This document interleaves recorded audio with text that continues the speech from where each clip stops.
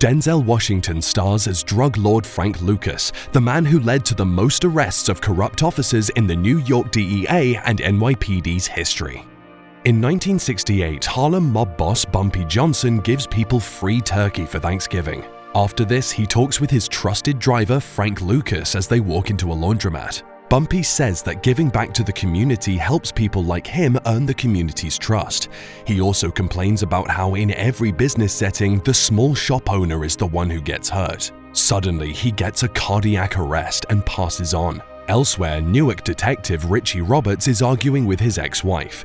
The two had separated because Richie was a terrible husband and had cheated on his wife. The ex-wife is furious since Richie has bailed on yet another important meeting with his son. She tells Richie that she's moving to Las Vegas and taking their child since Richie doesn't care anyway. Richie and another officer, Jay, stumble upon $1 million in cash in a drug dealer's car. Richie wants to take the money in as evidence, but Jay warns him to be cautious. At the time, most police officers were dirty, so Richie giving back the money may put a target on his back. A few months after Bumpy's death, it's shown that Frank has taken over the drug business. He's selling coke but has several run-in encounters with another dealer called Tango. Tango wants a larger cut on the drug trade, but Frank fears doing so will put him at a disadvantage. News of the Vietnam War and how more American soldiers are becoming addicts quickly sparks an idea in Frank's mind. He travels to Bangkok to meet up with his cousin Nate. He wants to buy 100 kilos of cocaine from the leading supplier/producer. This means going deep into the jungle to meet the syndicate. When he arrives, he places his order and his cousin will ensure the product gets to the USA safely. Soon, the product arrives and Frank starts rebranding and selling the product. He calls it Blue Magic, quickly putting other drug businesses off the market. Soon, Frank is selling the drugs wholesale to many of the top dealers in the New York tri-state area. One day, Richie gets a frantic phone call from Jay. He says he's in a fix after he accidentally shot a person while conducting an investigation. An angry mob is waiting outside the house, and Jay fears that he and the paramedics might be lynched. Richie quickly gets to the house and announces himself as a police officer. He enters the house and sees the dead man alongside Jay, who looks very scared. Richie tells the paramedics to clean up the body and then cover it with a few bandages. This way, the group leaves the house by claiming that the deceased is just injured and is being taken to hospital. In the ambulance, Richie figures out that Jay was buying drugs from the deceased. Jay blames Richie for his misfortunes as he had given up the money, causing him to fall out with the other detectives. He wants Richie to help make this case disappear, but the honest cop refuses. Jay jumps off the moving ambulance and scampers away. A few weeks later, Richie gets another call informing him that Jay had overdosed. Richie goes to ID Jay's body and is devastated by his death. He finds a small sachet with the words Blue Magic on it. Richie digs into Blue Magic and realizes why it's such a huge success. The dealer purchases coke that is almost 100% pure and then sells it at a lower price than all the other products on the market. Captain Lou Toback approaches Richie. Richie can't understand why he's being iced by the other detectives for proving that he's an honest cop. Lou tells Richie that several things are happening in the police force and wants him to help him get to the root of it. Lou wants Richie to head a special task force to target significant drug suppliers in the area. For this, Richie has the choice to choose whichever police officers he wants in his team, and he can work from where he wants so he doesn't have to deal with the icy officers down at the station. Richie's first choice is an officer called Freddie. Freddie helps Richie pick a few other cops suffering the same illness from their corrupt police colleagues. Meanwhile, Frank calls his family. They are surprised to hear from him as it's been a while since they last spoke. Frank invites them to his new mansion, saying they should all move in. Frank's mother is very moved when she finds that Frank had customized her dressing drawer the way it was in her previous home before she had to sell it. Frank then takes his 5 brothers to the Blue Magic headquarters to share his business and how they can join him in the drug trade. As expected, the brothers are excited to work with Frank. Suddenly, Tango shows up and starts being arrogant to Frank. Frank wants the payment for the Blue Magic shipment he'd given him, but Tango isn't willing to pay. Consequently, Frank walks up to him in the streets and executes him, clarifying who's in charge. He then collects his money, ensuring he leaves 20% in Tango's coat. Back in New Jersey, Richie sits for the bar exam and passes. Being a lawyer makes him quite confident in his cases, and he has a new approach to everything. Richie suspects that the topmost drug dealer keeps a low profile. Richie and his team decide to start investigating from high up.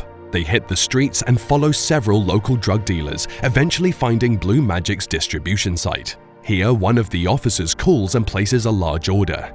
He's instructed to pay for the drugs and come for them the next day. Richie and his men follow the money, seeing it cross New Jersey and enter New York. They see corrupt police detective Trupo seemingly confiscate the money. Realizing he'll be in trouble if he loses the money, Richie shows Trupo and his men his badge, explaining that the money is marked. Trupo gives back the money but asks Richie to stay in his jurisdiction. One night, Frank is at a bar when his attention is caught by a Puerto Rican beauty queen called Ava. He starts courting her and he's quite a good boyfriend. Ava buys Frank an expensive fur coat and hat, asking him to wear it at the Fight of the Century match.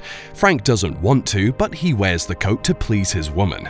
Richie and his team are also present at the fight. The hope of this is to find out who sits at the top of the food chain. Frank's arrival causes a stir among the people as they all wonder who the black man with an expensive fur coat and the best seats in the house is. Richie also sees this and starts taking notes on everyone Frank talks to or greets. Frank marries Ava in a beautiful wedding ceremony. On the drive home, his vehicle is stopped by Trupo and his men. Trupo knows about Frank and demands a special payment as he's now in the DEA's special task force. This angers Frank as he realizes he has to now bribe Trupo among the other police officers he bribes. Frank is unhappy, so he sends a message to Trupo warning him about ever accosting and humiliating him like that again. Frank soon learns that Nicky Barnes, a local dealer, is diluting Blue Magic to almost 5% and selling it. Frank visits Nicky and scolds him for damaging his drug's reputation. He tells him to do whatever he wants, but he must rebrand his diluted drugs. Frank has become increasingly paranoid after Trupo's ambush. On Christmas Day, he agrees to take Ava out for dinner, but their car is shot at. Luckily, they survive, but Frank sustains a bullet wound on the shoulder. Frank and his brothers don't know who was behind the attack, so they cannot retaliate. Frank reaches out to the Corsican Mafia and demands more protection. Frank's empire faces one major threat: the fall of Saigon.